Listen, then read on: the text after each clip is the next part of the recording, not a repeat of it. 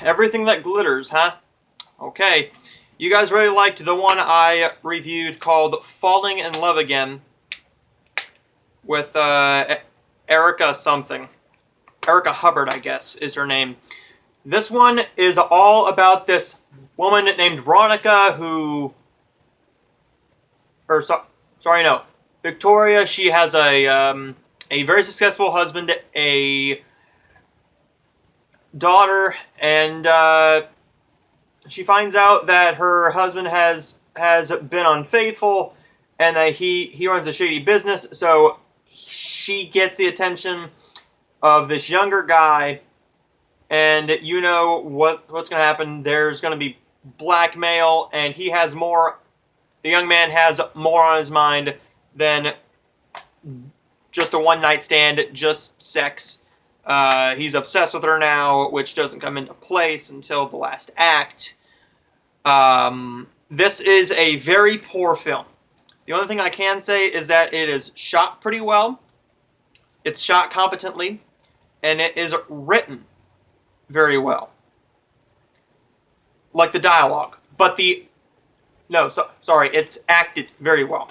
But with what they have to do, there's not much here. This is an hour and 18-minute film without end credits. An hour and 21 minutes with end credits. I believe this aired. Yes, this was the TV film. So that answers it. This was on the Urban Movie Channel.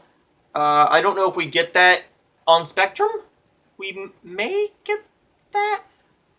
If you guys know what the Urban Movie Channel is, let me know. Dan Garcia does a lot of these.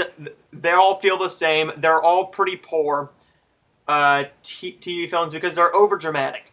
They're just overly dramatic to the point where you don't feel for anybody.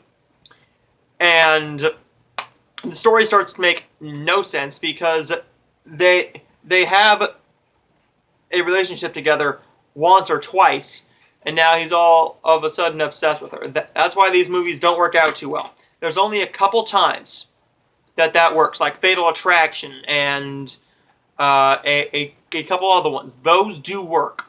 But with this one, didn't work too well. When your film does not work in any way except for pretty okay acting and decent cinematography, your film pretty much builds to nothing. And your film is nothing. It says here, when undercover passion, blackmail, and a multi-million-dollar deal lead to a dangerous game of cat and mouse, Victoria will have to decide what's most precious to her and how far she will go to protect her family. Yeah, sure. There's not much to say about that film. It's bad. One that I regret watching, but I am going to watch them from now on because, well, I've seen the Dan Garcia movies, the new ones that come out. I will get to watching them whenever I can get them from my local library. I am not going to rent them because I cannot rent them down at my local video store. They don't get them in. I'm not going to pay on Amazon. I'm not going to pay for it. I am going to get it for free from the library. So whatever, oh yeah, Everything That Glitters gets a D+. It's a pretty piss poor film and one that I would not recommend unless you're into that type of stuff and you don't care about anything what I just said. If you like those types of movies, then there is your type of film. For me, it's a D+.